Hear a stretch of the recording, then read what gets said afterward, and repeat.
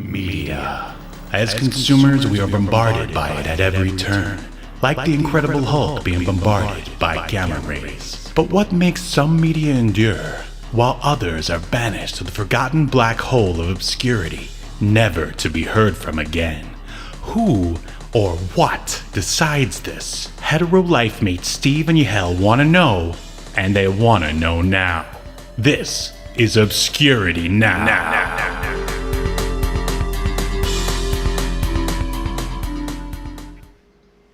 What's up, everyone, and welcome to another episode of Obscurity Now, the show that usually takes a look at nearly forgotten and obscure media, and then myself and my co-host, Yahel, then we decide whether we should remember said media until the end of humanity or toss it into the black hole of obscurity, never to be heard from again. But this is a different episode. We advertised, and by advertised I mean I tweeted out a few notes that we were going to be watching and reviewing the Sequest pilot. Unfortunately, Yahel got sick, so we had to call an audible, do a little zig and a zag and a little dance, if you will, and do something a little bit different. So I don't know how long you've been with us, dear viewer/listener, but back in the early days, before we realized that, reviewing movies and TV shows and trying to decide whether they were going to be obscure or not was going to take like more than an hour, we had all these like little fun segments. Like we had Killing Time, we had Hot Topics, and we had the Project Report, so yeah, we don't really get to those too much because, as I said, our shows are already too long as it is. But I've been wanting to find other ways to work them in. I've been wanting to do them as supplemental material, maybe on Wednesdays or something like that. But it's hard to find the time when you're a stay-at-home dad, and that's what I am. So basically, this is a maybe one time or once in a while style of episode, and it's Killing Time with Steve. So if you're out there watching or listening to this, we're going to kill some time together. So here comes the bumper. Killing Time. All right, I didn't want to go there yet. Let's go back to the main. There we go. So yeah, basically, if you weren't watching or listening back then, Killing Time is basically when we talk about, all the regular media that we consume on a regular basis. As you know, we're both really into comics, especially me, and of course everyone is just watching regular streaming crap these days. My wife and I have been enjoying Nine Perfect Strangers. That's what it's called. We've been rewatching, or actually, it wasn't a rewatch. It's an old show that I never watched called The Shield with Michael Chiklis, and that's gonna play into one of the things that we're going to be checking up here in a second. Old Michael Chiklis, and as for myself, I got to cross off a bucket list sort of thing that I've been wanting to do since I became a fan of them back in the early 90s, and that is I finally got to see my favorite band, which automatically makes them the greatest band in the world. I got to see Devo perform live at the YouTube Theater in Inglewood, California. Yep, because that's where all the YouTube fans live, in Inglewood. Did you know that? I mean, it's crazy. But no, it was a great show, despite the fact that I had to go by myself because I basically found out about it the night before. Everyone was busy, but that's fine.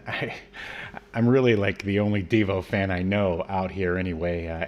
All my other friends who are into them, they live elsewhere, so I just had to bite the bullet, go check it out on my own, which was fine because the YouTube Theater was nice. I just got to sit down and analyze the whole show like this, because that's what I do when I go to shows. I just sit there and usually just check out what the bass player's doing, the keyboardist, the singer, and just scrutinize the whole thing. So I usually have a terrible time, but actually, I had a pretty awesome time watching Devo live. I mean, they're legends. They're absolute legends. And if you've never listened to them, I mean, you probably have. Everyone knows the song "Whip It," but they have multiple albums, and you've probably heard some of Mark Mothersbaugh. He's the is the lead singer. You've probably heard some of his composing work on Thor Ragnarok, Cloudy with a Chance of Meatballs, and various other cinematic films over the years.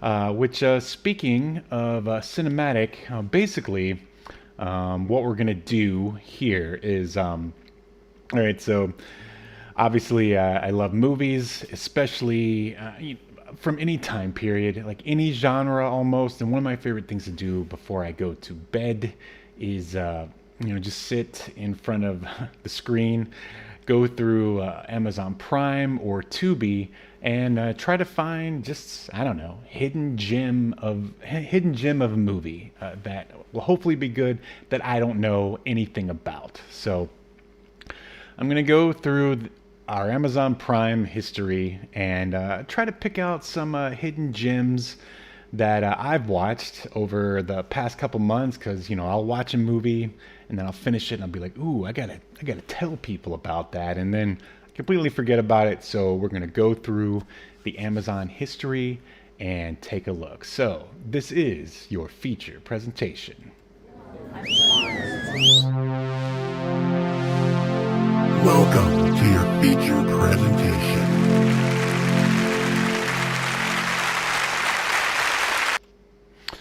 All right, so here we are in the Obscuratron, also known as our theater. This is where we normally review whatever obscure media that we're talking about. And we usually have like a photo slideshow of whatever we're talking about. Like, it should be Sequest, but instead, right now, it's actually showing my Tubi. But let me change it to Amazon Prime. And there it is. And you know what? We might as well start with 10 Minutes Gone here. I'm going to go ahead and read the synopsis, as I so enjoy doing. In this gripping thriller starring Bruce Willis, a safecracker, Michael Chiklis, see, I told you he was gonna come into play, wakes up from a traumatic head injury after a heist gone wrong and must find the traitor who set him up.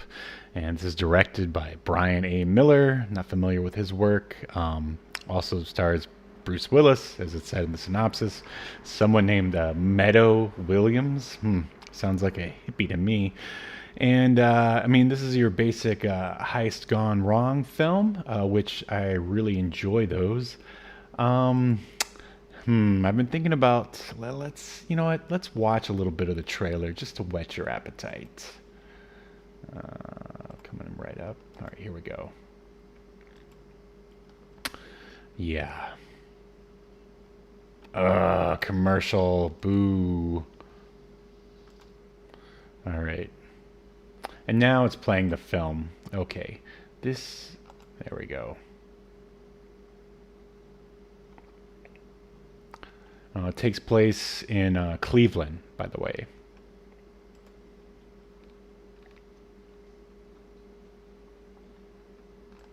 Best hacker I've ever seen.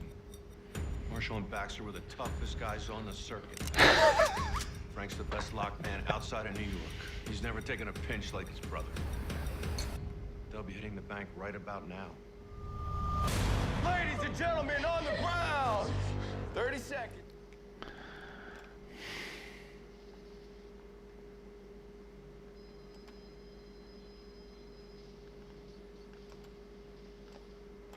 All right, so I'm gonna go ahead and mute it there. I don't know if this is gonna get us a copyright strike or notification or whatever it is, but basically 10 Minutes Gone. Oh man, I mean, how badly do you want to see a heist movie? This is I call it or or lovingly refer to it as two bald dudes. Like when I just saw the thumbnail on Amazon Prime, I was just like, so we got bald Bruce Willis and bald Michael Chiklis. Like, what better way to kill a Sunday afternoon? And yeah, like, I don't know. I guess you really have to be a fan of the genre. The sad thing is, okay, Michael Chiklis tries. Bruce Willis pretty much just stands in the same room like the whole movie, and just, I don't know. I think they basically filmed all of his stuff in one take, because I don't know if you've seen Bruce Willis lately, but he does not try anymore. Or he does try it. It's just sort of, I don't know. I mean, you can tell he just doesn't care.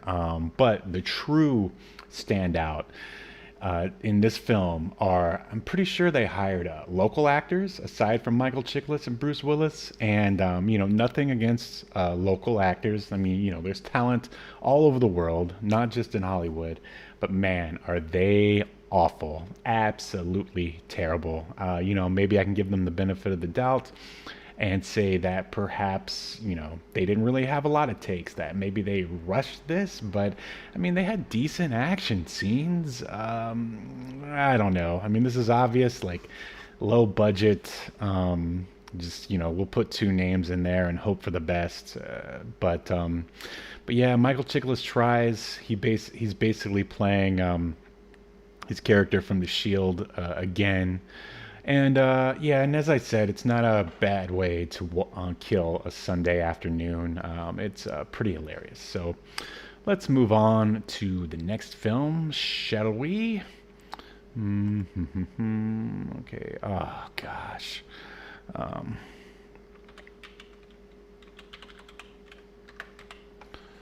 Stupid Amazon, sign me out. Okay, here we go. What else we got here? So I've been watching what is called The Big Town, which is just a random movie I found on Amazon Prime, and it stars a very young Matt Dillon, Diane Lane, and Tommy Lee Jones. I mean, it really is a stellar cast. I've never heard of this film. And then I saw that it was from 1987. I love watching movies from that era. So here's the synopsis. An electrifying thriller about a small-time gambler seeking fame and fortune in the big city. J.C. Cullen, Matt Dillon, arrives in Chicago and becomes a top dice thrower. But when he meets a beautiful dancer, Diane Lane, his luck may have finally run out. Her husband, Tommy Lee Jones, is a ruthless killer. Facing his worst odds ever, JC is now dangerously gambling with his life. So yeah, this is, let's see. I don't even think it has a trailer, unfortunately. So, I mean, I'll just tell you, this is a really good, thriller. I mean, it's throwback. It takes place in, I guess, the 50s. I don't know if you remember, but in the 80s, everyone was always looking back on the 50s. I guess nostalgia is cyclical.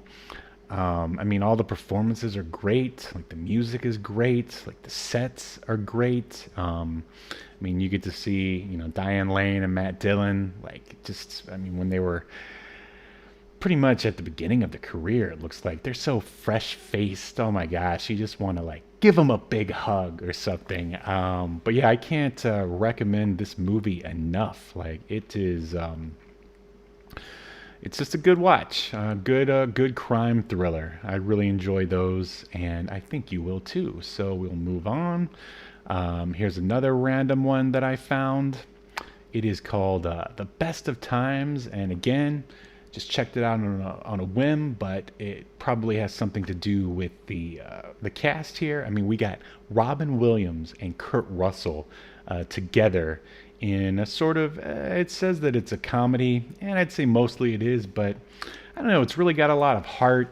Here, I'll just read you the synopsis. It's: a small-town loser is determined to have one more shot at the big time by winning a football game. So yeah, that's pretty brief, but basically it's they go to Taft High School, and it's they've never won a football game ever, and when they finally had a chance, Kurt Russell, the QB, throws the ball to receiver Robin Williams. Some guys run into Kurt Russell and basically injure him, ending his career. And Robin Williams like fumbles the ball, thus like destroying like their chances of winning. And they stay in their small town, and they're basically known as the two losers who blew the big game. So they come up with an idea to play the game again, and it's pretty funny. Again, like a good one to kill Saturday or Sunday afternoon, but a bit more than that. Like just a solid 80s comedy. So let's check out another one. Oh, all right.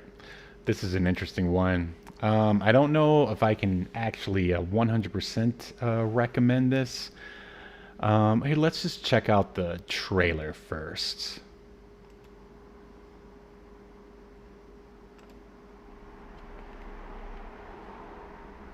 Come on. There we go. Oh, yeah. I guess it would help if I turned it up. Grow up. It's about an ordinary man who discovers his extraordinary powers to alter reality with his dreams. With his dreams. Look at me. What do you see? You think this is a fucking delusion? I know you're fucking delusional!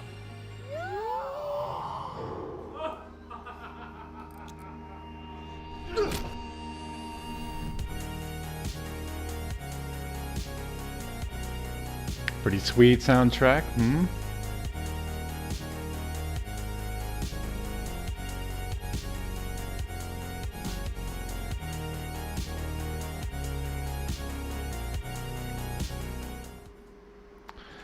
All right, so you get the idea, probably.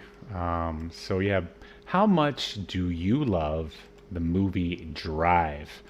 Well, apparently the director of Shadowplay loves it quite a bit because, as you can see, or even hear, I mean, it's basically Drive here in 2021, and this is a Malaysian production, so this is the Malaysian version of Drive, once again called Shadowplay, and it's directed by Tony Pietra Arjuna. And man, I mean, he nails that neon noir like look. I mean, every frame really does look fantastic.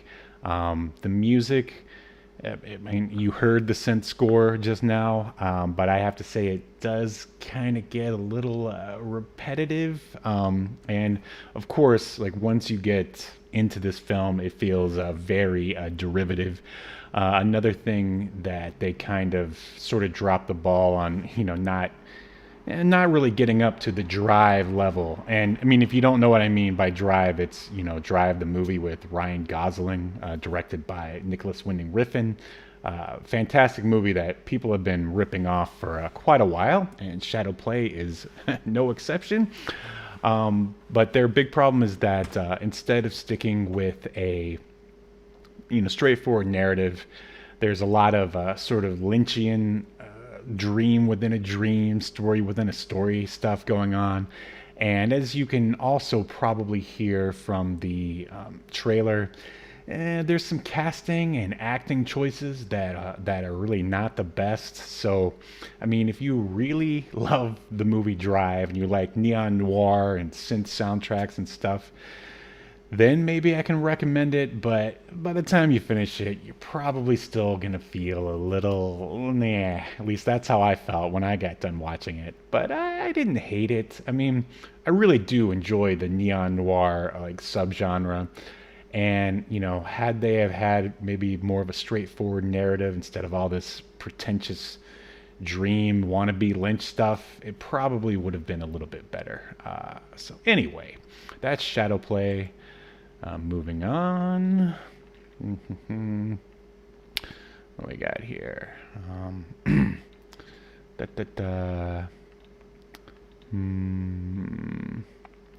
Might be time to jump over to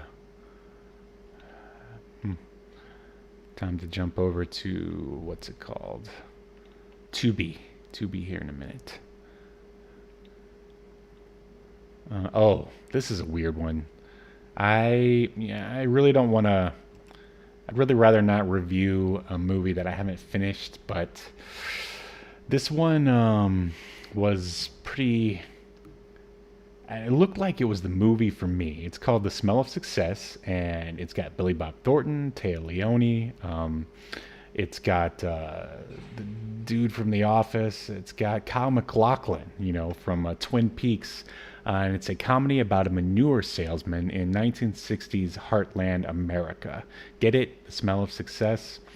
Let's take a look at the trailer, shall we?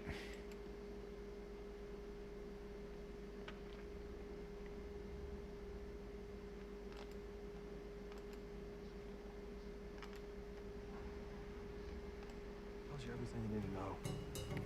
Smell the roses.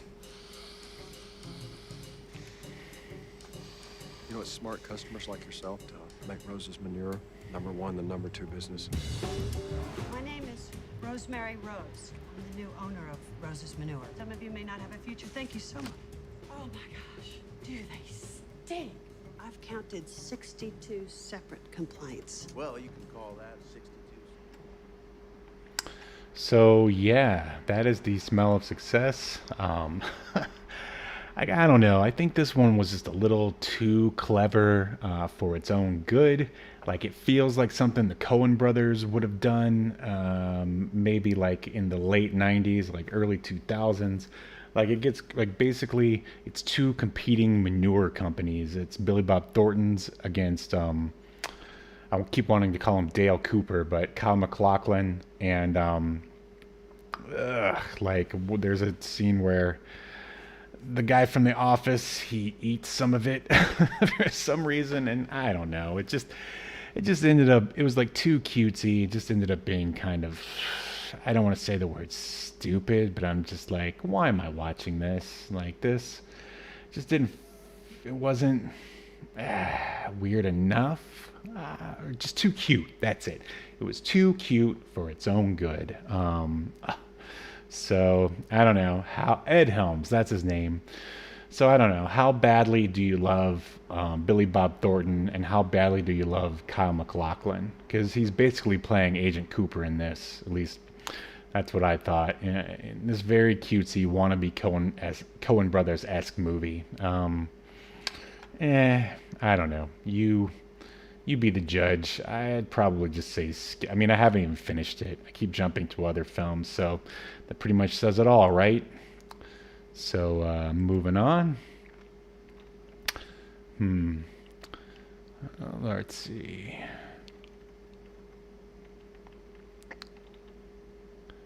We'll do one more from Prime, and then there's one over on what's it called? Tubi, that I want to show you. Unfortunately, the trailers aren't working over there for some reason. Oh, here's a good one. I don't know how this one got swept under the rug, but it is called Force of Nature. And here's the synopsis. In this thunderous action thriller, Mel Gibson, Emile Hirsch, and Kate Bosworth join forces to battle a deadly gang of thieves as a brutal hurricane engulfs the city. Hey, this is directed by it's directed by Michael Polish, the same guy who directed The Smell of a Success. Wow, that's so crazy. Well, he did a bang-up job on this movie because, I mean, it is a really solid, like, action thriller, also mixed in with, you got your hurricane going on around you, and I mean, this was really solid. Good suspense. Mel Gibson is good. Like, the action scenes feel realistic. So let's go ahead and take a look at the trailer.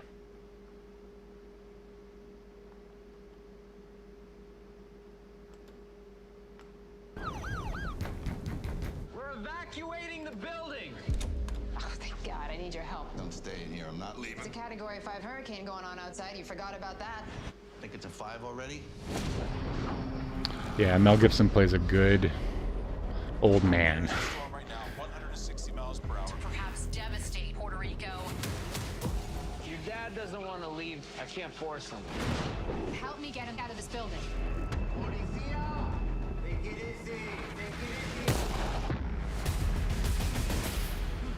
Let's go! Let's go!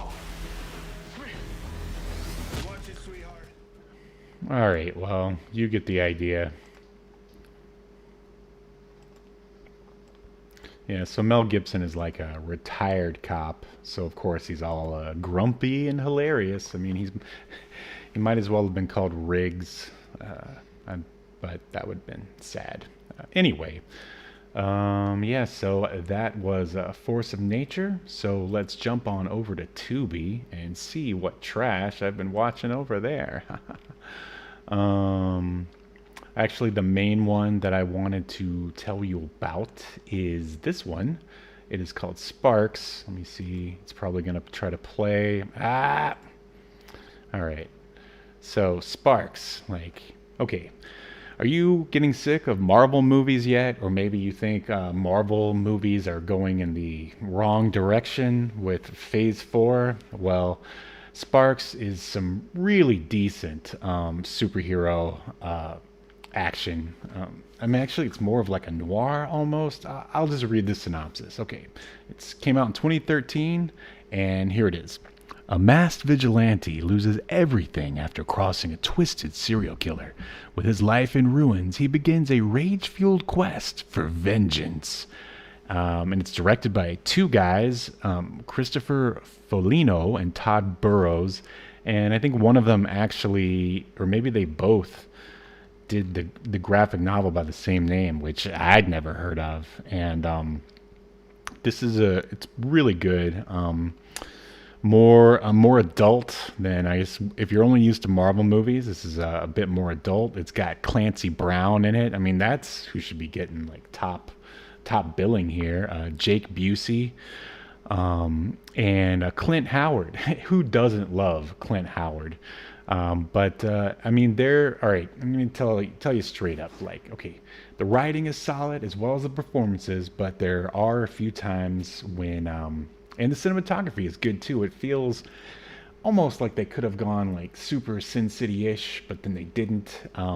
But there's some pretty bad digital effects. You just kind of have to go with them. Just say, hey, it's a superhero movie and go with it. I mean, all the effects in the Marvel movies look like crap, but they make, millions of dollars.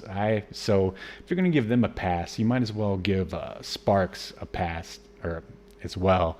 And basically, the masked vigilante, his name is Sparks, and he goes to the big city. He doesn't really have any powers. He just sort of beats people up, and then he like befriends this heroine, and she ends up getting killed by a villain. And there are a lot of twisted turns in this, almost too many, I think. By the time I got to the end of it, I almost felt like it may have gotten a little convoluted, but I mean, this is really solid filmmaking. And I mean, if you like superhero movies, I highly recommend it. Sparks on Tubi. I mean, at least it's there now while this is out.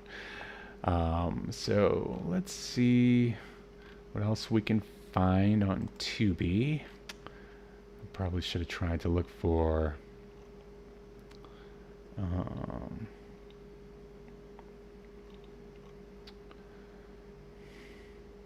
a lot of these I haven't even watched yet, and some of them I just left in there.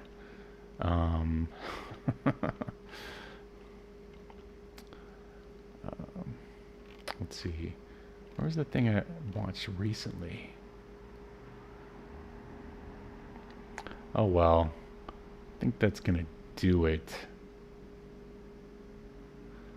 Yeah. So there you go. There you have it. That's like what, 6 movies that you should check out on Tubi and Amazon Prime. Like, I don't know about you, but I mean, there's so many streaming services, so many movies, so much media to choose from these days that it becomes a hassle knowing what to watch, especially if you have very specific Baroque tastes like myself. But yeah, I hope you enjoyed it.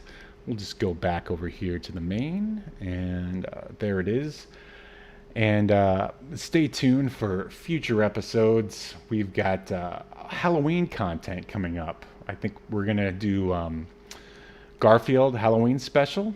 And also, there's a good chance that I'll actually be heading to where Yahel lives, and we're going to do Obscurity Now in real life. And then since we met in Tampa, Florida, and that's where he lives, we are going to review what is a Tampa-made horror film. It's either gonna be great or really great. Only one way to check it out, and that's to subscribe to the YouTube or on Twitch, and or if tuning in live is not your thing, which it's like 1 a.m. right now, and it's clear that no one is watching or listening, but that's fine. I wanted to try to stream this anyway on my own. Yeah, there's always the podcasts and YouTube archive that you could watch. That's usually available the next day.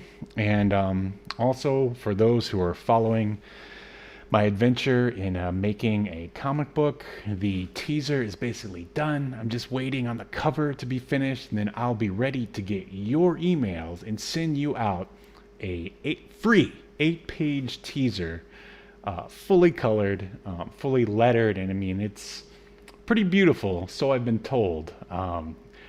Yeah, so I'm really excited about that. Until then, Sequest episode is coming. I don't know if it'll come next. I really wanted to do nothing but Halloween content for October. But when I started tweeting about Sequest, people got so excited, and that's also a reason why I did this episode, is because I wanted to tell you why the Sequest episode did not happen on time. But it's coming, I promise. Yeah, just follow us on Twitter at Obscurity Now 1. And you'll never miss an episode. Well, it would be even better if you subscribed, right? All right. Well, now I'm rambling, so I should probably go to bed. Or watch more Hidden Gems on Amazon Prime. So if you liked this kind of episode, I would love to hear about it. Or if you didn't like it, say, Steve, we never want you to do a show without Yahel again. Or please, Steve, keep those film recommendations coming, because I can't decide things for myself. I'm so indecisive, I can't even choose between ketchup and catsup. I'm really out of my league here. All right, so anyway, take care, and remember, it's not obscurity now. Oh, wait, I screwed that up. If it's either obscurity now or insanity later. See you next time. There it is. You've been enjoying Obscurity Now, a podcast that's recorded live to tape and streamed to Twitch and YouTube. Subscribe so you never miss an episode or hilarious quip. Take us with you by following the download links provided in the show notes to wherever you get podcasts. And take notice of our various social media links if that's what you're into. I'm not here to judge. And make sure you join us live next week at 6 p.m. Eastern, 3 p.m. Pacific as we continue to discuss more obscure media only on Obscurity Now.